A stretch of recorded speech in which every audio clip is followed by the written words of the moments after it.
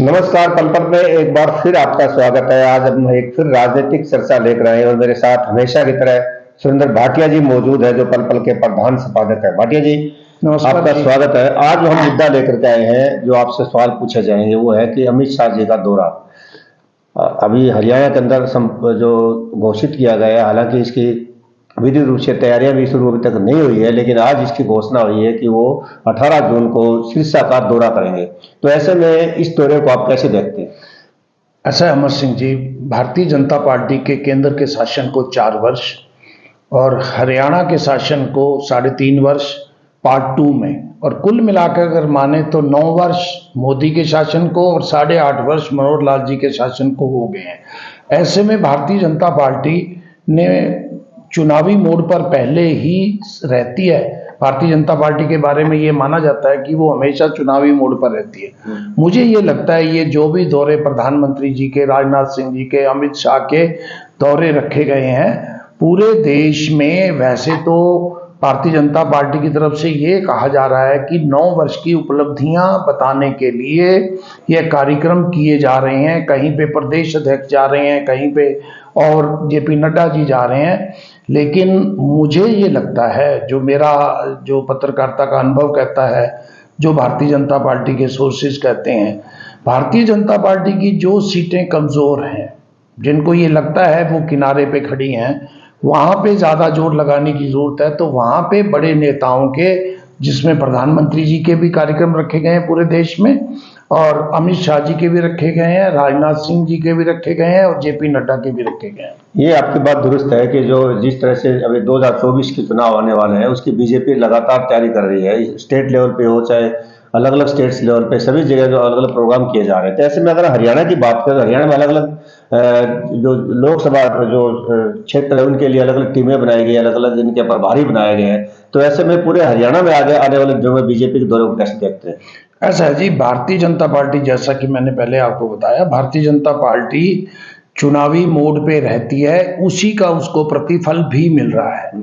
पिछली बार जहां 272 सीटें 2014 में मिली, उसके बाद 303 सीटें मिली, तो इस बार का भी लक्ष्य जो भारतीय जनता पार्टी का है, उनके पीछे आज से कुछ वर्ष पूर्व, कुछ महीने पूर्व, वर्ष पूर्व नहीं, क्योंकि इस बार कोरोना में 2 वर्ष खराब हुए भारतीय जनता पार्टी के, पूरे देश के, तो सभी राजनीतिक दलों के खराब हुए। लेकिन उसको मेकअप करने के लिए, सबसे पहले कवर करने के लिए भारतीय जनता पार्टी ने एक पूरे देश में सर्वे कराया।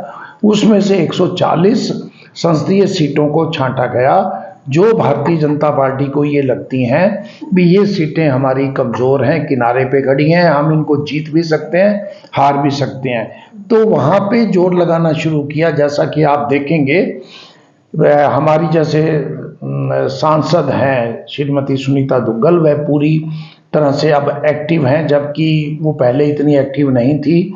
वो हर कार्यक्रम में अब सिरसा में दिखाई देती हैं। तो ऐसा लगता है भी पार्टी ने पूरी तरह इंस्ट्रक्शन दी हैं एक्टिव रहने का। एक मुझे जो जानकारी मिली है, हो सकता है वो जानकारी सही हो या ना हो, जब मुख्यमंत्री का जन संवाद कार्यक्रम था, सुनीता दुग्गल जी का कार्यक्रम शिकागो जाने का था, उन्होंने एक वहां विश्वविद्यालय में भाषण देना था, लेकिन उन्होंने अपने जिले, अपने संसदीय क्षेत्र के कार्यक्रम के लिए वो अपना दौरा कैंसिल किया और मुख्यमंत्री के साथ 3 दिन तक रही, ताकि वो जन संवाद के माध्यम से लोगों से संपर्क रूबरू हो सके।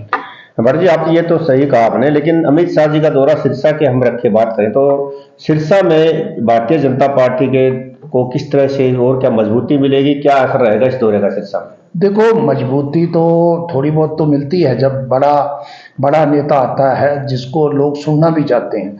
लेकिन भारतीय जनता पार्टी, मैं ये मानना, संसदीय सीट पर तो फिर भी भारतीय जनता पार्टी मुकाबले में है, लेकिन विधानसभा, जो 9 विधानसभा सिरसा के अंतर्गत आती हैं, उनमें हरियाणा में अगर सबसे कोई कमजोर कड़ी है भारतीय जनता पार्टी, तो सिरसा की 500 विधानसभा है। सिरसा की 5 विधानसभा है। मुझे नहीं लगता संसदीय सीट जीतेंगे हारेंगे, वो समय बताएगा, लेकिन संसदीय सीट जीतने के बावजूद भी 5 विधानसभा में कोई एक विधानसभा इनके हिस्से में आएगी, वो अभी कम से कम नहीं लगता।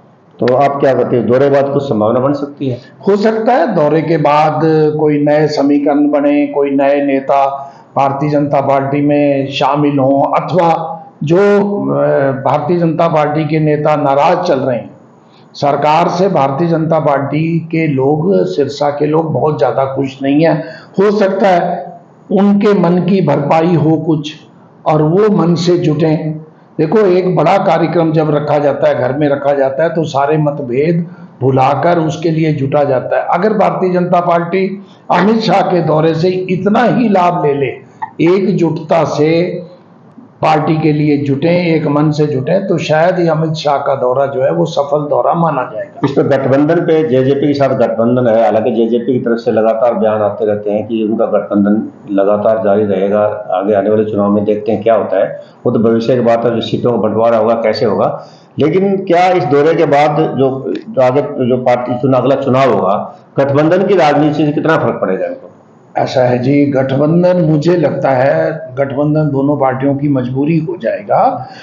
दोनों पार्टियों के लिए सिरसा में मैं नहीं मानता, दोनों पार्टियों के लिए जेजेपी, चाहे अजय सिंह का घर है, ये दुष्यंत चौटाला जी का घर है, वो कोशिश भी कर रहे हैं।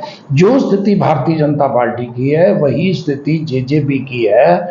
यहाँ कुछ तो जो खिलाड़ी हैं, रंजीत सिंह, गोपाल कांडा, गोकुल सेतिया, ये इंडिपेंडेंट खिलाड़ी हैं। कुछ इनेलो का प्रभाव है, कुछ डब वाली और जैसे काला वाली सीट पे पूरा मिला जुला प्रभाव है, मिला जुला, एक तरफा नहीं है। लेकिन गठबंधन अगर अभी से 1.5 साल रह गया है, गठबंधन में भी जो मन मुटाव है उसको भी अगर दूर करके जुटते हैं तो शायद कोई लाभ मिले। थैंक यू भाटिया जी। तो ये थे सुरेंद्र भाटिया जी ने अपना पूरा जो अमित शाह के दौरे पर पूरा अपना विवरण दिया है। अगली बार हम चर्चा में आपको लेकर फिर हम हाजिर होंगे, तब तक इजाजत दीजिए, धन्यवाद। नमस्कार।